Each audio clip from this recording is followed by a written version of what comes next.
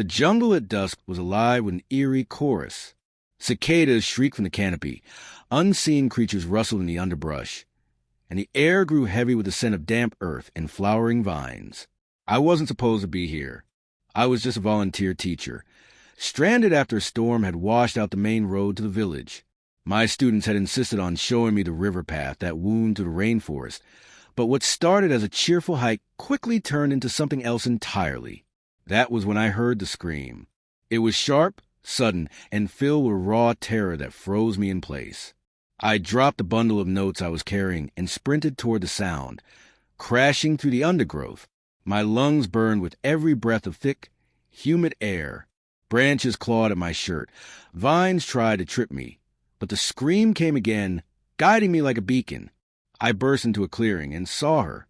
Lila, one of the village girls, no older than 18, sat slumped against the base of a tree.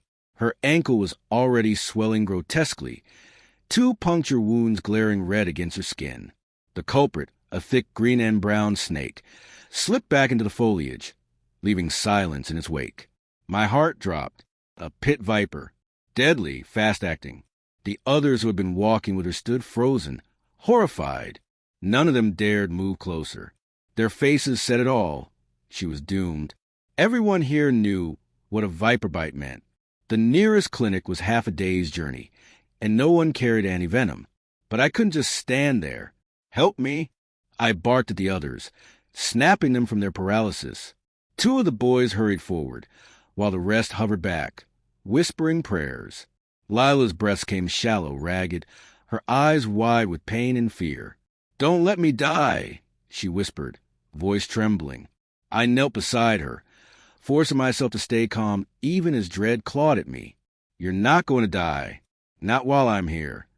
I remembered the survival training I'd done years ago, back when I was still in the Army. The manual had been clear: never suck out venom. It was risky, ineffective, even dangerous. But the reality was different here. Remote, without medicine, without time. Doing nothing meant certain death. I pressed my fingers above the wound, trying to slow the spread. Her leg twitched violently, and she whimpered. My heart hammered in my chest. I knew what I had to do. Hold her still. I ordered the boys. They hesitated, but then pinned her shoulders against a tree. I lowered my mouth to the wound. For a moment, every instinct in me screamed not to, but then I pressed my lips to her skin and sucked hard. The bitter, metallic taste of blood and venom filled my mouth. I spat out instantly, wiping my lips with the back of my hand, then repeated the process again and again. The others gasped in disbelief. To them, it must have looked insane, kissing death itself. But I didn't stop. My only thought was that she had to live. Minutes passed like hours. Her breathing steadied a little, though the swelling remained. My throat burned, my stomach churned from the taste, but I forced myself to keep going until I felt I had done everything possible. Finally, I pulled back, panting. My mouth felt numb, my tongue raw. The villagers stared at me as though I had performed some impossible miracle. "Get me vines," I told them, "and cloth." They scrambled to obey. I tore strips from my shirt, wrapping them tightly around Lila's leg to slow the spread of venom. I used the vines to make a makeshift stretcher. We're taking her back. The trek back to the village was grueling. Darkness fell fast, and the jungle turned into a maze of shadows.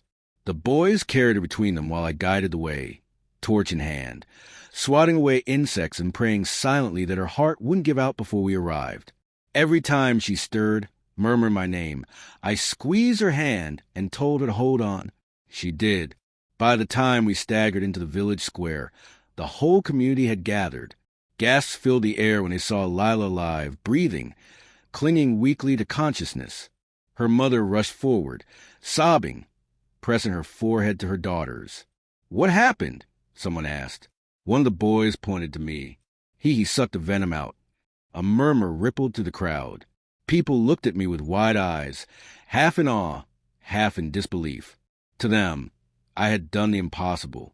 We laid Lila in her home, and the elders began tending her with herbs, poultices, and whispered prayers. I stayed by her side all night, refusing to leave, watching the slow rise and fall of her chest. every twitch of her fingers, every faint breath gave me hope. Morning came with bird song and golden light filtering through the thatched roof. Lila opened her eyes fully for the first time since the bite. "You saved me," she whispered, voice weak but steady. Relief hit me so hard I almost laughed. "I told you weren't going to die." Her hand found mine, gripping it tightly. For the first time since I'd arrived in the village, I realized I wasn't just an outsider anymore. They had seen me risk my life for one of their own. I was part of them now. The days that followed blurred together. Lila recovered slowly but surely, the swelling fading, the fever breaking. Each day, more villagers came to me, bringing gifts of fruit, woven baskets, and thanks. They called me the Life Giver, a title I didn't feel worthy of. When Lila was finally able to walk again, she sought me out by the river. Her smile was soft, radiant, a little shy. "You didn't just save my life," she said quietly. "You gave me a chance to live the rest of it." I looked at her then, really looked, and realized something had changed.